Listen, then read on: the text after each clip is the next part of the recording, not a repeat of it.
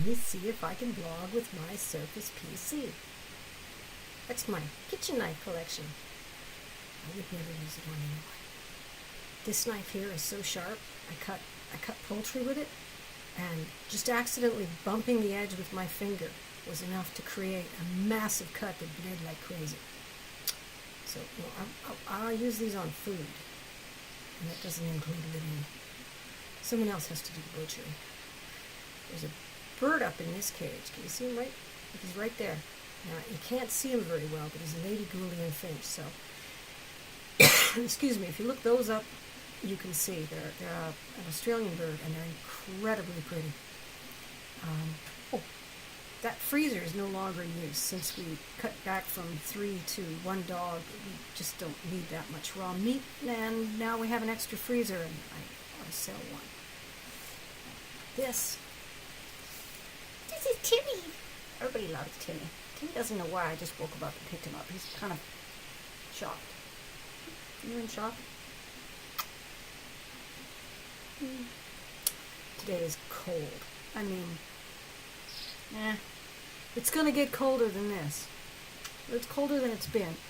So even though I was dead set on getting to the gym because they got this wonderful walking track, and I was going to walk around the track, and there's a Poke Stop in the middle, so I was going to play Pokemon Go while I walked around the track.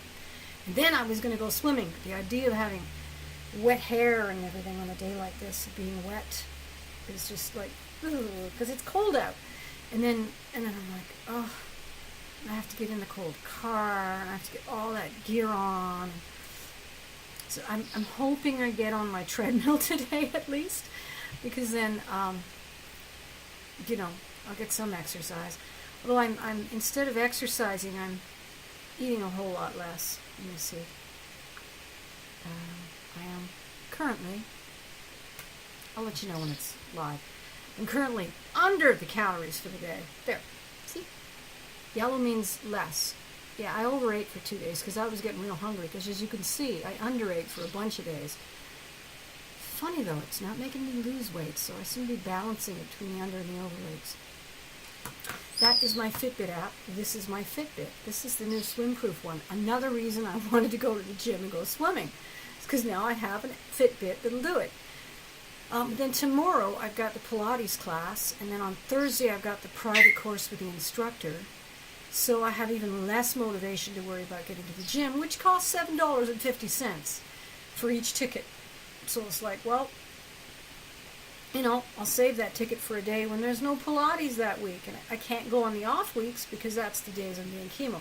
Right, so I'm doing this thing called full Fox. I can never remember. FOL, FOX. Anyways, they bring you into the hospital and they stick a needle in your arm. This little bump here is an under-the-skin implant that makes it easy for them to stick a needle in my arm without beating up my veins every time.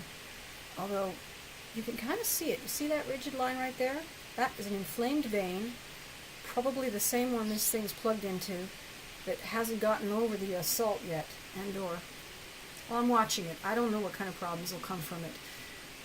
From what I can read, the worst thing that could happen is a blood clot, which wouldn't make it past whatever's causing the problem in the first place, so it wouldn't really do much more than cause me discomfort, and the other veins in my arm can make up for what's not going right with that one. So other than a little bit of discomfort, it seems to be, just alarming, but not actually really a problem for anyone.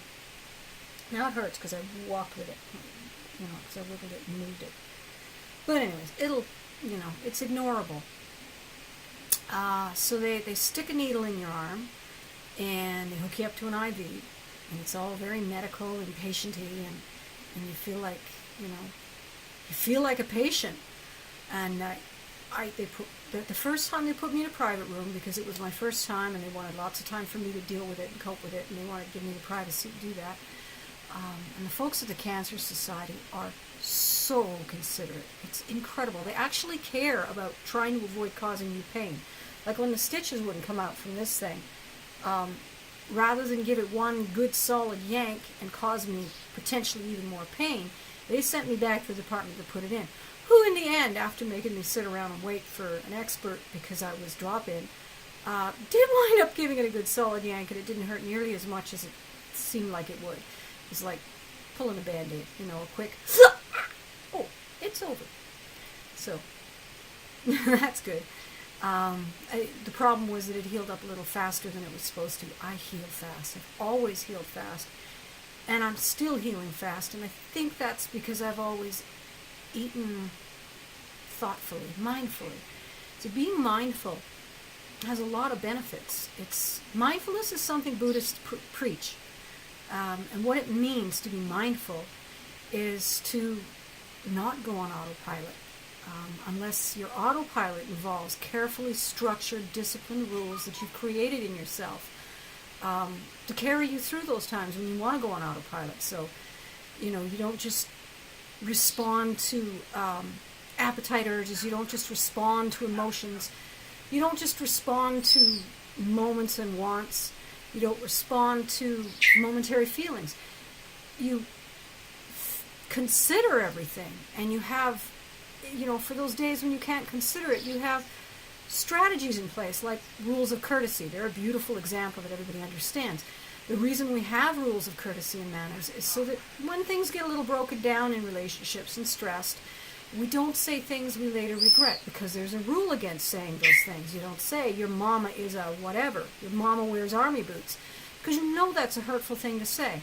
And even though you want to hurt the person, you follow your manners, and you tell yourself, if I am going to choose to hurt this person, I'll plan it, I'll think about it, I'll sleep on it, I'll do it later. Well, the same thing happens with food. You don't go, oh man, I could go for a pizza and run out and get a pizza. Maybe you do go get a pizza, but you stop and think about it. You think about, is pizza good for me? Is pizza part of a good, healthy diet for me?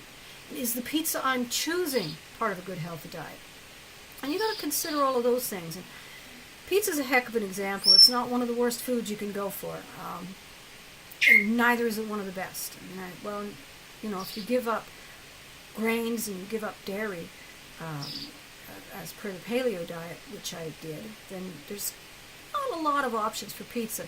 Now, I put cheese back in my diet, but at a, more of a treat level. I occasionally pick up a block of Gouda or shred a little bit of the hubby's cheddar onto my eggs. But it's not like he sits down and eats a chunk of cheddar, and that's the protein in his meal. And I don't do that. And there's no yogurt, there's no ice cream. There's coconut ice cream. You can have coconut ice cream. But then on the other hand, yesterday I made a chocolate mousse. The custard was paleo. I used almond milk and coconut milk. Oh, I should tell you about it. And I used vanilla, and I used maple syrup and coconut sugar. And I made a custard using 4 egg yolks and a bunch of agar-agar. It's this Asian stuff made from seaweed that helps gel. And I whipped the meringue and folded it back into the custard after I'd cooked in the agar and the eggs. And then I stuck the whole thing on top of the toaster oven, which was cooking up our chicken and potatoes. Then the mousse, well, not so great. I melted up some cocoa butter and some baker's chocolate, sweetened that with coconut sugar and stuff. But the thing about the mousse, it's not so great as I used whipping cream. Just as I put butter on my potatoes. So paleo diet is something you start with, and then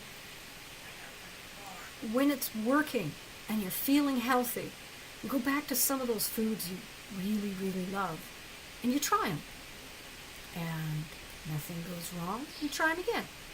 And as long as nothing goes wrong, you keep trying them. Now, my first day on chemo last week, Monday, I get chemo every other Monday, so it was Monday night, and I don't know why, but the first day of chemo makes me ravenously hungry. I mean, gobble, gobble, gobble, gobble hungry, like just must eat. And I think it's a response to the nausea, which for me feels more like an empty stomach than a nausea. You know that if you've ever gone with an empty stomach, or when you wake up in the morning and don't eat, that kind of a upset, unsettled feeling in your tummy that says you're hungry. Well, that's what it feels like the first day. So I was gobbling up food, and I'm like, food happy. And I found some breakfast sausages, some turkey breakfast sausages in the freezer. And I'm like, oh, I haven't had those for a while, so let's have some turkey breakfast sausages. And I popped in those sausages in the frying pan, cooked them all up. Yum, yum, yum. Oops. Guess what? I spent the rest of the night throwing up. They're full of assorted flavorings, and I don't even know what they put in that stuff to make it taste like sausage. But clearly my stomach would be better than to ingest it during chemo, because chemo really, really stresses your body. I mean, you're basically ingesting a toxin straight to the heart. And yeah, after the oxaliplatin, they send you home with this bottle thing. I should really show you guys sometime, called an infuser bottle, and it's full of a product called fluorosil. I've been learning these. And the oxaliplatin is a platinum-based chelation therapy drug, which essentially what it does is it drags all of the platinum calcium out of your bones, out of your blood, out of your muscles, out of your nerves, and as a result causes all kinds of goofy damages to bones, muscles, and nerves. But in the process, it's also robbing cancer cells of nutrients needed to reproduce so that they die and don't reproduce. Because when, all body cells die after they fission off and they die, and another one fissions off. And if it splits into two, then it's not really dying, is it? But then I guess one dies and one splits. At any rate, if you stop it from reproducing, but it still dies, that's how you attack the cancer. And the fluorosil, I can't actually remember what it does, but I've been taking ginkgo biloba because it helps to protect the myelin sheath on your nerves, which is one of the things that gets damaged and causes neuropathies and permanent damage to your nerves from touching cold things, drinking cold things, breathing cold air, being in cold environments. I mean, seriously, if I go out, walk across the park without goggles on, I wear those crazy motorcycle goggles. You can find pictures of me in them, I'm sure. They're on my hat in the avatar picture. They're around. I wear them, or my eyelids go numb. I have to wear a scarf and breathe my own breath. One of my least favorite things to do. Or I'll get an asthma attack. And I got a bad one that last week when I was heading to the clinic to get my fluorosil bottle off. Hey, I'm testing. You could call me silly for not listening, or you can call me a scientist for finding out what's true for me by taking a risk. I didn't expect a severe asthma attack. Thank God I landed at a clinic when it happened rather than was going shopping, because it would have been a miserable, miserable 15 minutes of wondering if I'm going to die if this had happened in a shop. As it was, I was either way. I mean, you sit down, you calm down, you slow your breathing, you meditate, you focus on your breathing just like you learned in meditation and yoga. You haven't learned meditation and yoga yet? That's not my fault. Get on it. I mean, you don't have to do it seriously. You don't have to go to classes. You just have to keep trying to figure out what the heck it is.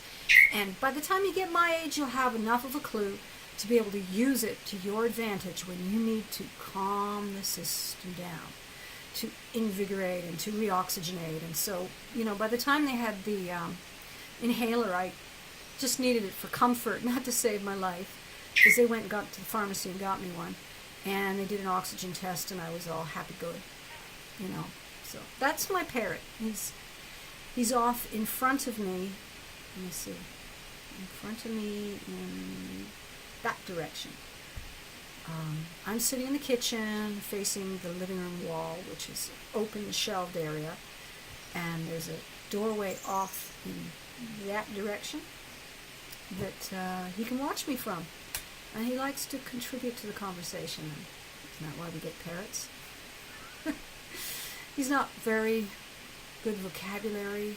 He's not one of those birds that you'd stick on the internet and go, wow, look what my bird can say. He's got, some interesting phrases. He seems to entertain people. So the paleo diet, I'm finding, for instance, if I, see that Tassimo? One of the favorite things I had for the longest time was a chai latte, or one of those extravagant mocha latte, caramel latte, latte anything, which is to say, some kind of solidified, some kind of thickened milk product with sugar in it. I don't even know what they're using. It's a concentrated milk product with sugar, and that's about the best information you get, and it, you know, lists the same, just the same kind of ingredients you get in modern chocolates with milk solids and milk ingredients. They don't even explain what that means or what they've done to the milk, and I haven't researched it. So again, that was the first week I was on the Fox-Full chemo. It made me nauseous just to have one cup. Just nauseous. I didn't spend the evening throwing up like I did with those stupid sausages. So I'm learning to eat right, religiously rather than mostly. But you know, I'm a good cook, so I've learned recipes that allow me to make up for a lot of the food losses. You know, I can still have chocolate because I make my own. I can still have cookies because I make these little marzipan cookies. I could still have something sweet, you know, with my coffee and almond milk in it and maple syrup instead of milk and sugar, because I'm not a black coffee drinker. I've always liked sweet things. You know, and now and then I have a cream puff and I don't get sick. Or I'll bring home some whipping cream and I don't get sick. Oh, I found coconut whipped cream, which is even better. And you know, once I get the dietary thing down to where I'm eating a fairly standard diet with a pretty good recipe and can get it frugal, then I'm going to start whacking away politically at my diet. Yeah. Because you see, it isn't enough to eat healthy for you. You got to eat healthy for the globe. So, for instance, am I eating farmed salmon? Can I do better? Can I get the free-run eggs that free-range? Can I get the eggs where the chickens get to run around in the sunshine?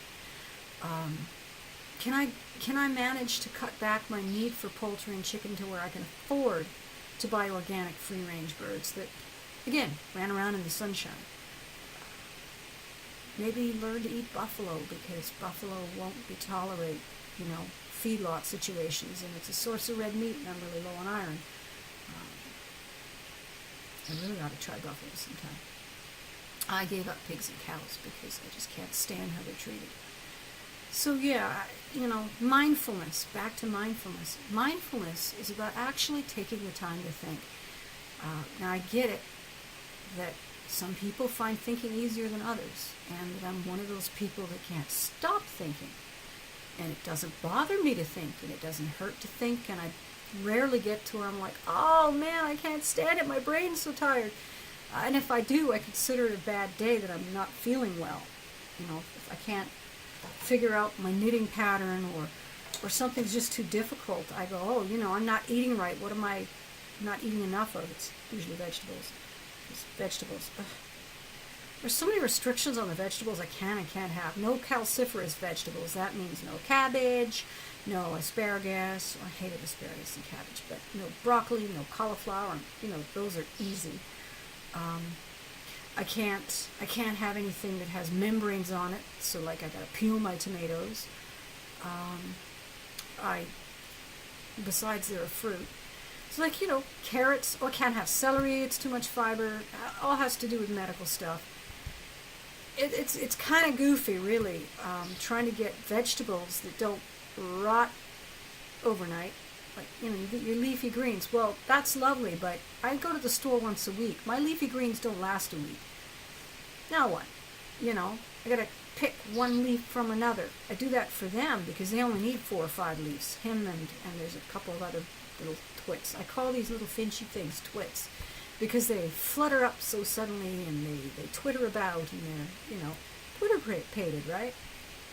Twitter-pated. You know, before Twitter existed, Twitter-pated was a term for somebody who was extremely shallow, silly, and chatty, and probably didn't think very deeply about anything. I thought it was so appropriate they used it for Twitter. Okay, 19 minutes and 34 seconds. I'm going to put this vlog to bed. I hope it was interesting, and I'm going to try and do this more often. Bye.